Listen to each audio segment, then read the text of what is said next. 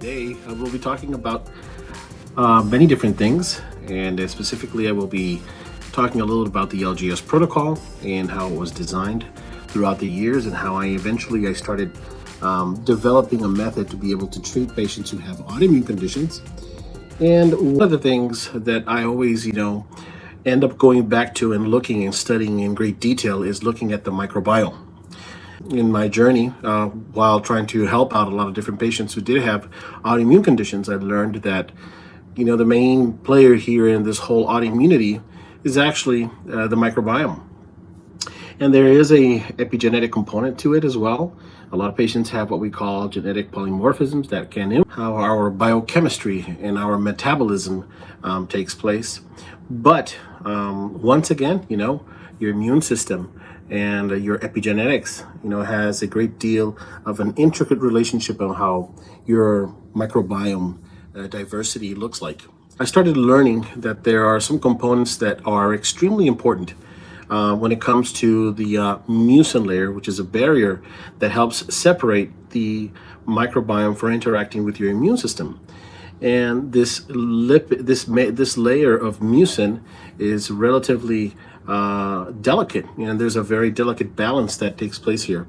And as we know, the way how our body makes mucin is through the fermentation of fiber, and where certain bacteria, certain beneficial bacteria, such as Bifidobacterium, Akkermansia, Faecalibacterium prausnitzii, Roseburia, Eubacterium rectale. We have a whole bunch of different bacteria that are very important for the production of small chain fatty acids, such as butyrate in this case. But let's not forget, butyrate is the byproduct by which, once it's made, thanks to the fermentation of fiber, this butyrate acts as a fuel source for our goblet cells, and these goblet cells will eventually start making this production of mucin, which basically is a very important layer that helps separate the microbiome from interacting with the immune system. And we know many things can cause, autoimmunity, and usually it's multifactorial.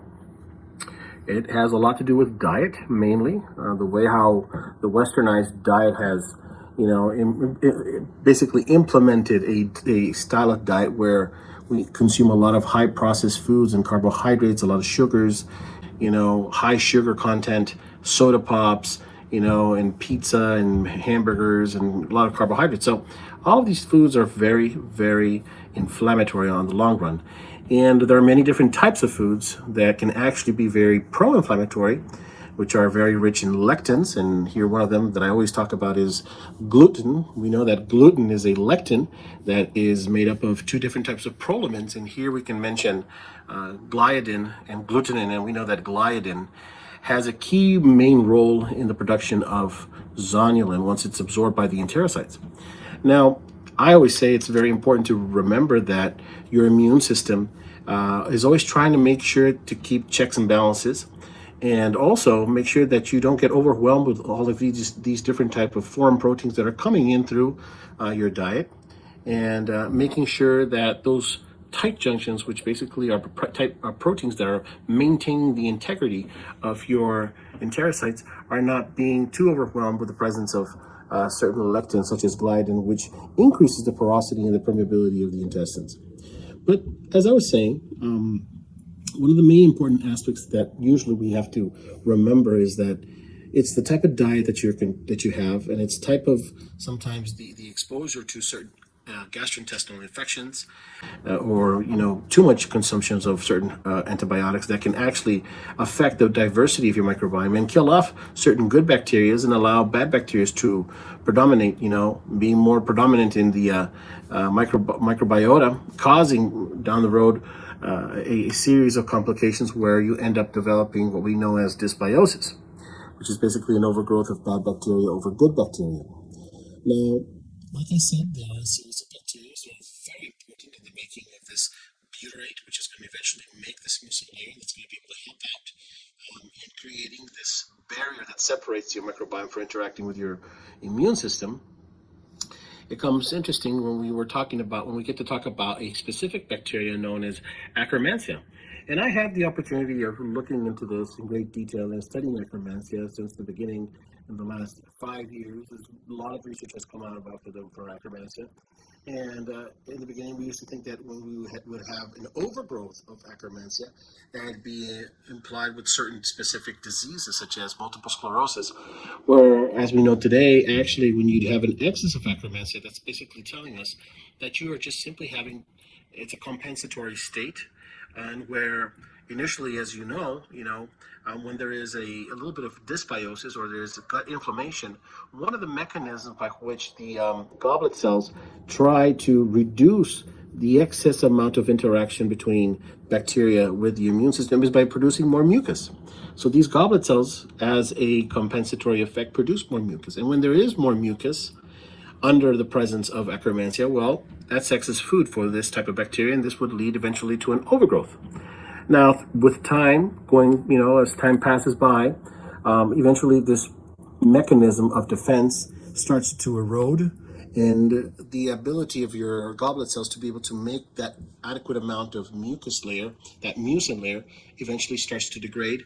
And then, as we know, Akkermansia feeds off mucin. So now all of a sudden, now you have less mucin, and this would eventually lead to a decrease in the population of Akkermansia.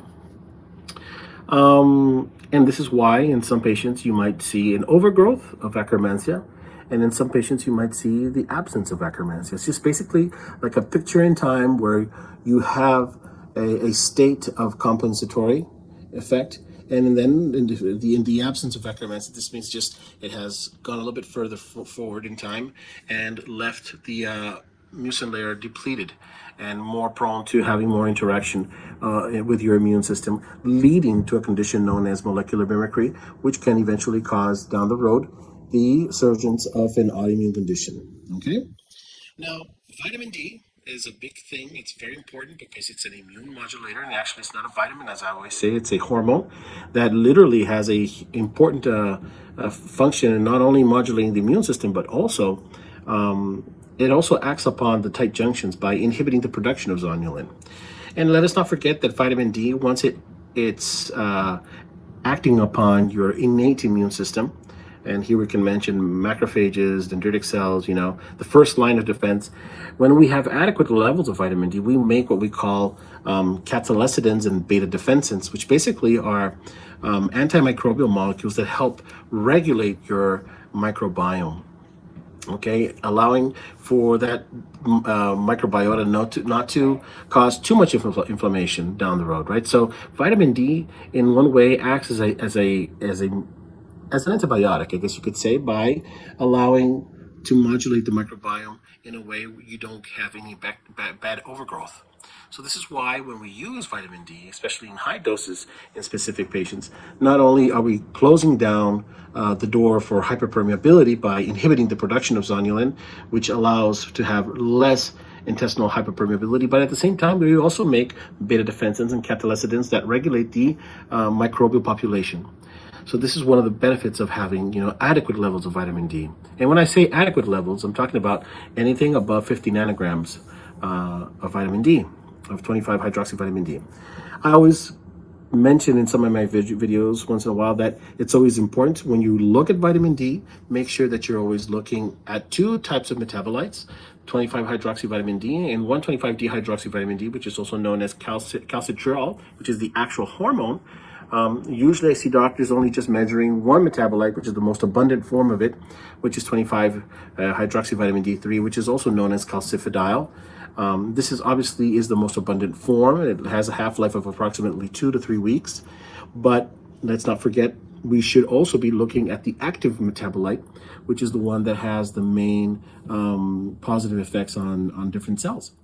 And as we know, every single cell in the body has vitamin D receptors, except red blood cells, because they don't have a nucleus, but every single cell in the body has vitamin D receptors. Now, when you do have an excess amount of hyperpermeability, you allow for bacterial toxins, mycotoxins, to be able to reach in, and get into the bloodstream and also interact with your immune system. Let's not forget that 85% of your immune system is located in your gastrointestinal tract. It's there for a reason. So if you have ongoing leaky gut syndrome, due to dysbiosis. It can be also be due to, small intestinal bacterial overgrowth. It can be due to fungal overgrowth. It might be due to the presence of a biofilm.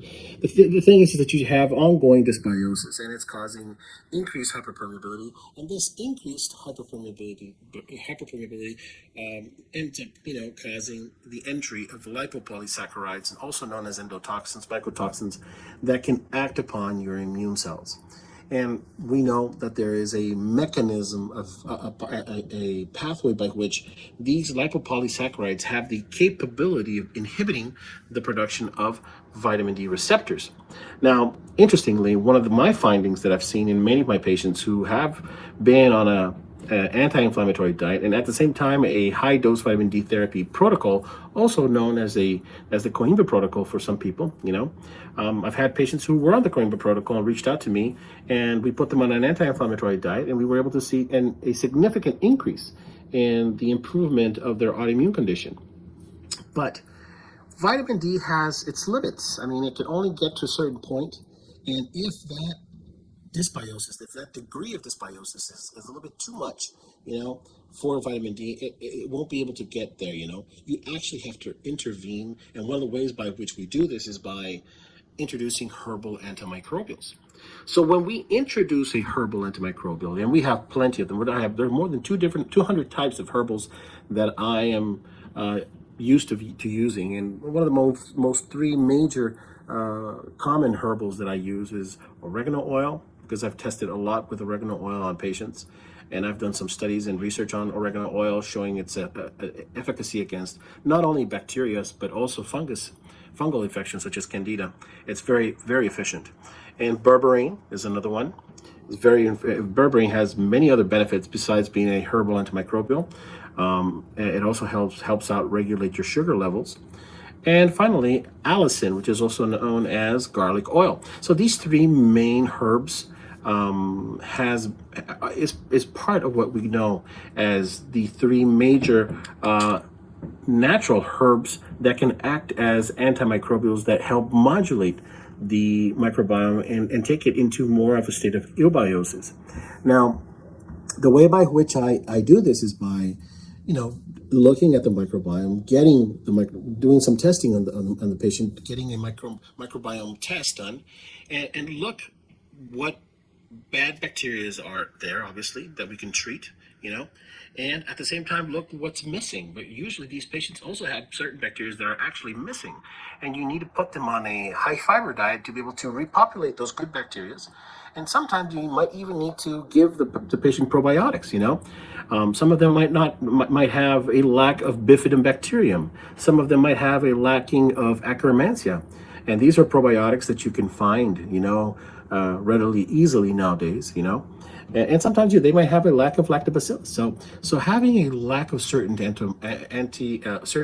bacteria that are very important for a good, solid mucin layer is one of the reasons why our patients end up developing autoimmune diseases. So to take home is that we have to make sure that our good bacteria are present there in good quantities, making sure that they are making those small chain fatty acids such as propionate, butyrate, acetate, and allowing those goblet cells to be able to make that mucin, which is a very important layer that gets eroded very, very commonly amongst all of the patients who have autoimmune disease. I would say that about more than 90% of my patients have their mucin layer compromised to a certain extent, and this is interesting because usually you'll find that some patients who do have some certain hypersensitivity to certain foods, when their mucin layer is now fully replenished, we see that this hypersensitivity kind of goes away. So that makes you think about if we have a state of low dysbiosis, a state where the tight junctions are nicely tight and are not allowing foreign proteins to come in, and we have a nice thick, mucin layer, a good GI barrier. These patients all of a sudden, have very low hypersensitivity to certain foods that they used to have in the past. So that makes you think a little bit, right? And I've been able to see this, laboratory-wise, and I've seen it before, and in some patients that could not tolerate certain foods, and now they can. So that's something to keep in mind. Now, when I was talking about the herbal antimicrobials. So one of the things that I would like to say about the herbal antimicrobials is that When I use herbal antimicrobials, I mean, and I always do, in patients who have a significant degree of dysbiosis, one of the things you always want to make sure is that you take them off the prokinetic drug that they're taking, if they are taking a prokinetic, when you give the herbal antimicrobial. Why? Because taking out the prokinetic allows for that herbal antimicrobial to be able to sit in there and be able to kill off those bad bacteria. Okay? Now, keep in mind that also when you are giving these herbal antimicrobials, you can actually induce a state of die-off, which is something very common. I've seen this in many different patients. Usually I see it on day 2, and it can go out for a couple of days, and even sometimes for a couple of weeks. And then you have to be able to make sure to tell this to your patient so they can actually, prepare for what's coming up front, And it's something that is obviously transient, It does not last forever. It's just for a small period of time. And make sure that your patient gets prepared for this. So hydrate well, take a lot of liquids, make sure if there is a need, let's say if you're having a real bad die-off effect, maybe you might want to taper down a little bit the dose on the herbal antimicrobial, or perhaps in some cases you might even use, activated charcoal as a way of being able to reduce the excess hyperpermeability that those patients have, okay? Now, interestingly, when I do this, some of my patients might, get a little bit into a panic mode because they don't feel very well. And as we know, oregano oil may compete with iron, so you might start all of a sudden getting a little bit of an iron deficiency as well. So you might be seeing some patients that complain, oh, Dr. Beltran, I've seen that my hair is falling off, in big chunks, and I'm a little bit concerned, is what's going on. I mean, they get very afraid and very concerned. So you, as a healthcare provider, must make sure that they are fully aware of these things that might be happening, and make sure also to bring a little bit of information that's going to be able to allow them to be able to trust your work. That's one of the most important things I think in building a good doctor-patient relationship, is that they must be able to feel that they can actually trust you. So this is actually very important, okay? And like I said, the way how I set out the cycles of my antibiotics, I would say about only 1/3 of patients respond to the first round of antibiotics, and then they don't need a second or a third round. And the way how I set it out is about 14 days, 2 weeks of herbal antimicrobials. Maybe sometimes I might do 3 weeks, So I go in with oregano oil, berberine, and garlic for about 2 weeks. And then I take a week off, and I tell them, okay, during that week off, you're going to be on your prokinetic, okay? We want those intestines. We want that peristaltism. We want that, the enteric motor neuron system working adequately so you can actually have a good bowel movements, and making sure that we're replenishing all of that microbiota, But 2/3 of the patients require more than just one round. So sometimes you might have to actually do a second round and a third round, and then sometimes you might actually have to go to a 6th round. I mean, depends on each case, okay? Depending on the degree of dysbiosis and how long these patients have had this condition, It's really interesting. I mean, as soon as you start, you get a microbiome test, you look at it the first time, you see what's going on, you see that there's an overgrowth of a certain bad bacteria, and at the same time, you also see that the patient has a lack of good bacteria. So you need to be treating the infection, and at the same time, you need to be giving them the probiotics. Now, there's a question that I always receive is they ask me, well, Dr. Beltran, can I give a probiotic while I'm giving my patient a herbal antimicrobial? Well, the thing is, yes, of course. I mean, you want to start giving them a probiotic as soon as you can. You don't have to be waiting until finishing your first cycle to start giving them the probiotic. You actually want to be giving the probiotic as soon as you can. And we know that, yes, these herbal antimicrobials, they can actually kill off, a little bit through the probiotics, and it might interfere, but they still will be receiving something. It's better to receive something than nothing, okay? And as time passes by, you start seeing that these patients start to show clinical improvement, They start feeling better. If they had psoriasis, their skin lesion starts to get better. If they have arthritic psoriasis, they start having less joint pain. If they have vitiligo takes a little bit longer because it takes much more time for melanocytes to be able to start producing once again melanin, and this is all antibody related too. But at the same time, any type of condition, any like ankylosing spondylitis, lupus, psoriasis, vitiligo, you name it, multiple sclerosis, or patients that have, myasthenia gravis. Every one of these cases, you start noticing this clinical improvement usually around the mark of 90 to 100 days, because it takes around that time for the whole, colonic epithelium to change completely. And that's something that is just respecting normal physiology. So this whole replenishing of your microbiome takes a while, okay? The great advantage of this is that you're not giving an immunosuppressive drug, okay? You're actually allowing your patient to heal in a more natural way, addressing the root cause of the problem. So one of the things I see is that a lot of these patients who have been put on immunosuppressive drugs such as corticosteroids or immunobiologics or any type of immunosuppressive medication, that can actually inhibit your immune system by overreacting, has a very significant impact on how your microbiota, all of a sudden, the diversity looks like. And I've seen patients that have been on steroids for many, many, many years. When I look at the microbiota, it's very, very depleted, and we can definitely see an overgrowth of certain bad bacteria. So you have to think about, if you want these patients to get better, they definitely need to be on an anti-inflammatory diet, because it is the diet that's going to modulate the microbiome. It's going to make those good bacteria go away, those good bacteria go away. So what do I give my patients in order to be able to once again start producing those good bacteria? So that I just mentioned, such as bifidobacterium, Akkermansia,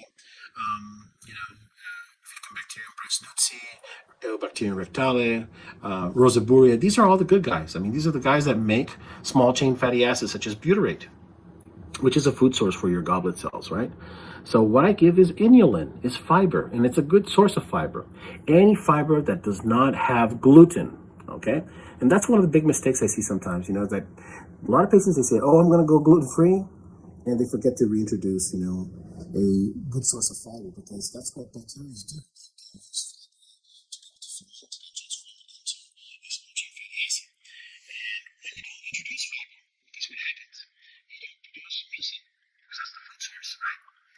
So I give them inulin, and I start off gradually. I might start off with 5 grams, eventually go up to maybe perhaps even 10 grams a day, and you can split the dose, Um, and then again, I always say, you have to know the difference between what a prebiotic is, and then what a probiotic is, a symbiotic, and a postbiotic. So all of these things, are very important. Obviously, there are a series of supplements that I also give my patients. I also give them, for instance, something that's going to be able to enhance those enterocytes, such as L-glutamine. And always make sure that, this patient does not have any form of cancer, because L-glutamine is a source that can increase, malignant cells, right? So it's a food source for cancer cells. But if your patient only has an autoimmune disease, yes, you should be giving them L-glutamine, okay? One of the things I like to add on to L-glutamine is licorice. I also like to add on aloe vera extract. This helps out in the healing process of the enterocyte lining, okay? And also kind of prepares the body, prepares the gastrointestinal tract to be able to receive those herbal antimicrobials. So perhaps you might want to be taking L-glutamine like for about 2 weeks before you actually start taking the herbal antimicrobials. Kind of prepared a little bit more the gut lining of the intestines to be able to receive that herbal antimicrobial, right? Don't forget, herbal antimicrobials are a form of antibiotic, and they can cause die-off effect, okay?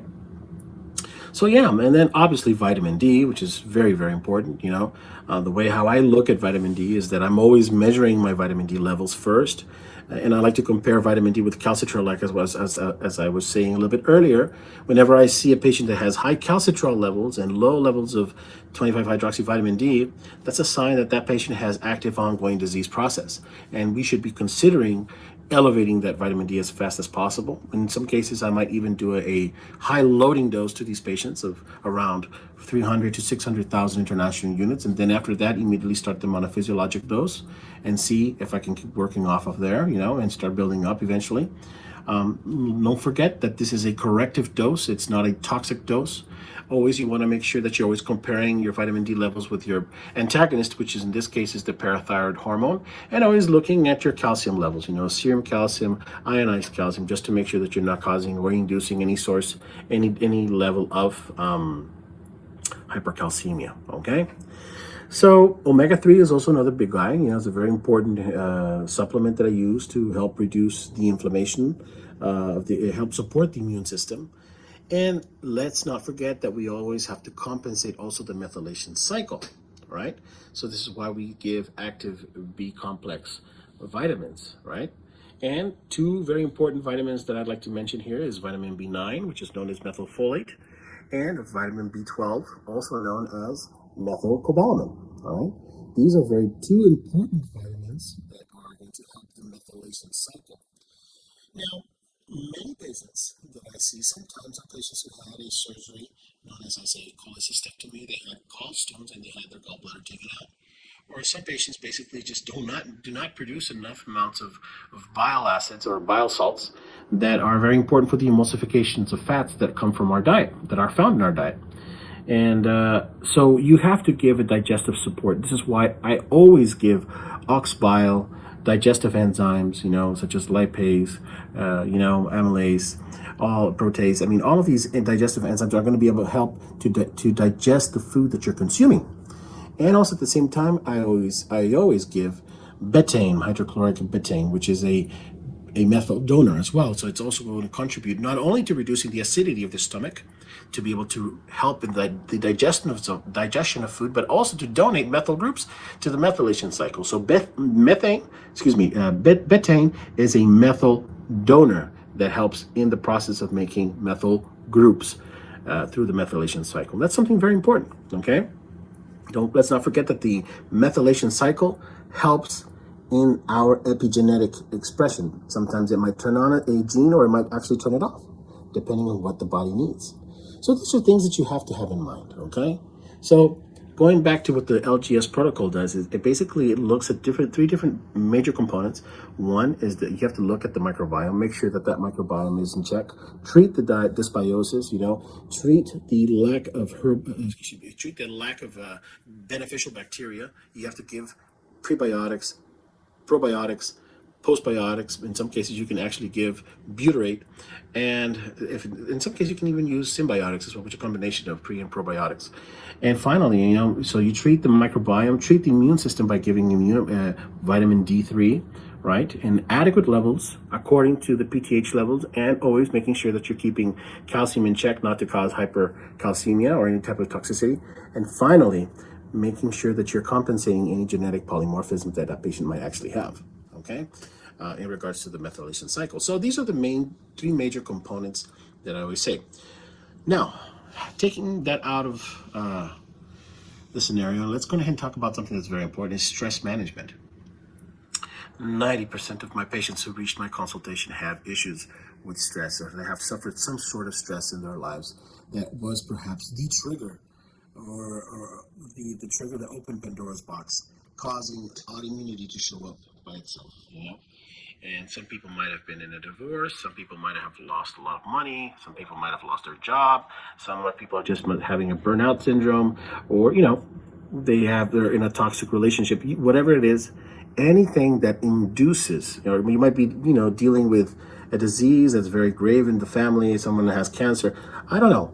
But stress comes in many different ways, okay? So it is very, very important to make sure that you are actually receiving help with someone that is competent, in being able to help you overcome that stress, because it is a real issue, okay?